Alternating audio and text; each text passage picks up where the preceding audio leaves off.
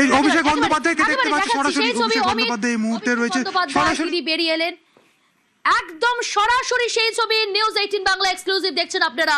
ঘড়ির কাঁটা 11:57 অভিষেক বন্দ্যোপাধ্যায় ভবানী ভবন থেকে বেরোলেন।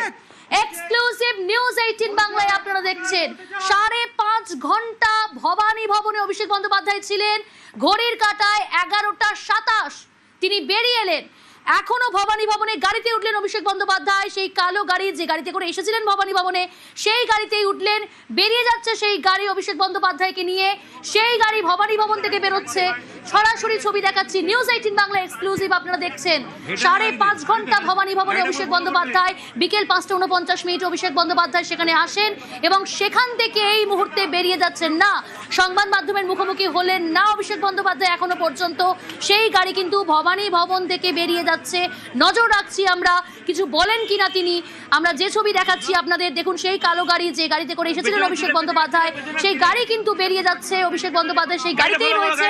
সরাসরি নিউজ 18 বাংলা এক্সক্লুসিভ দেখছেন আপনারা। ভবানী ভবন থেকে বেরিয়ে গেলেন অভিষেক বন্দ্যোপাধ্যায়। ঘড়ির কাঁটা 11:29, ঠিক 11:27 ভবানী ভবন থেকে বেরিয়ে নিজের গাড়িতে উঠলেন অভিষেক বন্দ্যোপাধ্যায়। অমিত রয়েছে প্রতিনিধি। অমিত, কিছু কি বললেন অভিষেক বন্দ্যোপাধ্যায়? একেবারেই নয়, দেখুন অভিষেক বন্দ্যোপাধ্যায়ের উদ্দেশ্যে আমরা জানতে চাইছিলাম আপনি কিছু বলবেন কিনা। অভিষেক বন্দ্যোপাধ্যায় কিন্তু কোনো উত্তরই কিন্তু তিনি দিলেন না। তিনি আমরা দেখলাম একদম ভবানী ভবনের করিডোর ভেতর থেকে তিনি বেরোলেন না, উপর থেকে নিচে নামলেন, করিডোর থেকে বেরোলেন এবং তার জন্য যে গাড়ি সেই গাড়ি প্রস্তুত রাখা ছিল তিনি গাড়িতে উঠে একদম ভবানী ভবন ছেড়ে কিন্তু বেরিয়ে গেলেন। আমরা দেখেছিলাম 5:49 তিনি তার গাড়ি এসে পৌঁছয় এই ভবানী ভবনের করিডোরে। আর যখন এই ভবানী ভবনের গেট থেকে বেরিয়ে যাচ্ছে তখন ঘড়িতে রাত্রি 11:28, মানে সব মিলিয়ে প্রায় 5.5 ঘন্টা সময় ধরে তিনি এই ভবানী ভবনে ছিলেন এবং যেটা জানা যায় 6:15 তাকে জিজ্ঞাসাবাদ পর্ব কিন্তু শুরু করা হয়েছিল এবং সেই জিজ্ঞাসাবাদ চলে প্রায় যেটা জানা যাচ্ছে এখনো পর্যন্ত রাত্রি 11:15 পর্যন্ত কিন্তু জিজ্ঞাসাবাদ চলেছে, এমনটা কিন্তু সিআইডি সূত্রে খবর। এবং এই মুহূর্তে কিন্তু তিনি বেরিয়ে গেলেন। একেবারেই অমিত, 5.5 ঘন্টার মতো জিজ্ঞাসাবাদ সিআইডি আধিকারিকদের। অভিষেক বন্দ্যোপাধ্যায়কে বিকেল 5:49 ভবানী ভবনে এলেন তিনি এবং আমরা দেখলাম ঠিক 11:27 নাগাদ অভিষেক বন্দ্যোপাধ্যায় ভবানী ভবন থেকে বেরিয়ে তার গাড়িতে উঠলেন এবং 11:28 তিনি কিন্তু তার গাড়িতে করেই বেরিয়ে গেলেন। সংবাদ মাধ্যমের মুখোমুখি হলেন না, এড়িয়ে গেলেন সংবাদ মাধ্যমকে। সরাসরি সেই গাড়ি কিন্তু ভবানী ভবন থেকে বেরিয়ে গেল। কিন্তু কোথায় যাচ্ছেন নিঃসন্দেহে অবশ্যই নজর রাখবো। আবার কবে তাকে হাজিরা দেওয়ার নির্দেশ, আবার কবে তলব করা হয়েছে কিনা এই বিষয়ে জানবো। অমিত রয়েছে আমার সঙ্গে। অমিত, আবার কি তলব করা হয়েছে অভিষেক বন্দ্যোপাধ্যায়কে? সিআইডি সূত্রে কোনো খবর পাচ্ছ? দেখো, জাস্ট কিছুক্ষণ হলো তিনি বেরিয়ে গিয়েছেন এবং কোর্টেরই নির্দেশ রয়েছে যদি আজকের জিজ্ঞাসাবাদ পর্বে যদি সন্তুষ্ট না হন তদন্তকারী আধিকারিকরা তাহলে ফার্দার অভিষেক বন্দ্যোপাধ্যায়কে ডেকে পাঠাতে পারেন সিআইডি কর্তারা। সেক্ষেত্রে যেহেতু মিনিট খানেক হলো তিনি বেরিয়ে গেলেন এবং আজকের জিজ্ঞাসাবাদ পর্ব বেশ কিছু বিষয় নিয়ে তাকে জিজ্ঞাসাবাদ করা হয়েছে এই সই জালিয়াতি মামলাতে এবং কিছু জাস্ট এখান থেকে তিনি বেরোলেন 2 মিনিট হলো তিনি ভবানী ভবন থেকে তিনি বেরিয়ে গেলেন। তবে তাকে ফার্দার আবার জিজ্ঞাসাবাদের জন্য ডাকা হলো কিনা বা তাকে নোটিশ সার্ভ করা হলো কিনা সেই বিষয়টা কিন্তু তদন্তের পর্যায়ে রয়েছে এবং তদন্তের পর্যায়ে রয়েছে।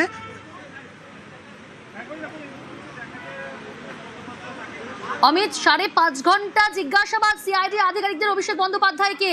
ভবানী ভবন থেকে বেরোলেন যখন, অর্থাৎ রাত 11:27 যখন তিনি বেরোলেন, তার বডি ল্যাঙ্গুয়েজ কেমন ছিল?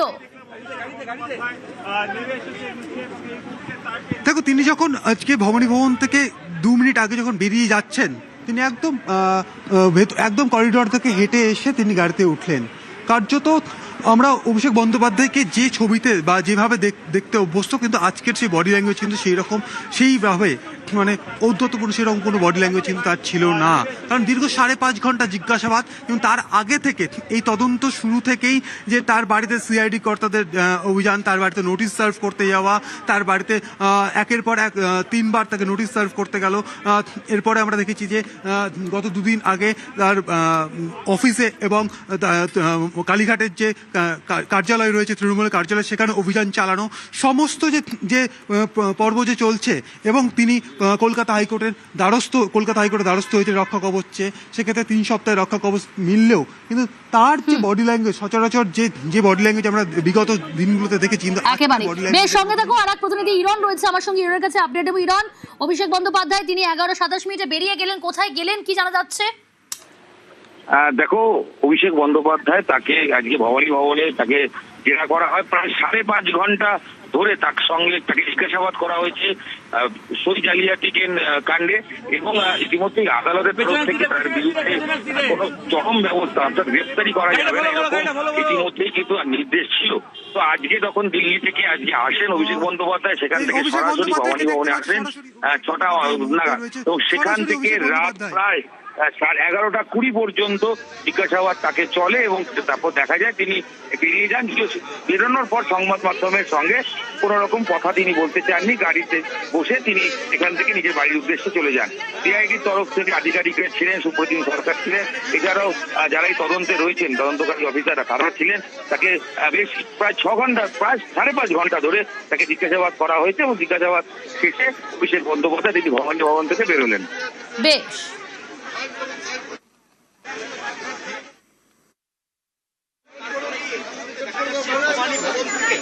অভিষেক বন্দ্যোপাধ্যায় তিনি বেরিয়ে আসছেন, বাইরে একদিন করা আর অন্যদিকে অভিষেক বন্দ্যোপাধ্যায়কে দীর্ঘ 5.5 ঘন্টা সিআইডি আধিকারিকদের মুখোমুখি হতে হয়েছে। এই মুহূর্তে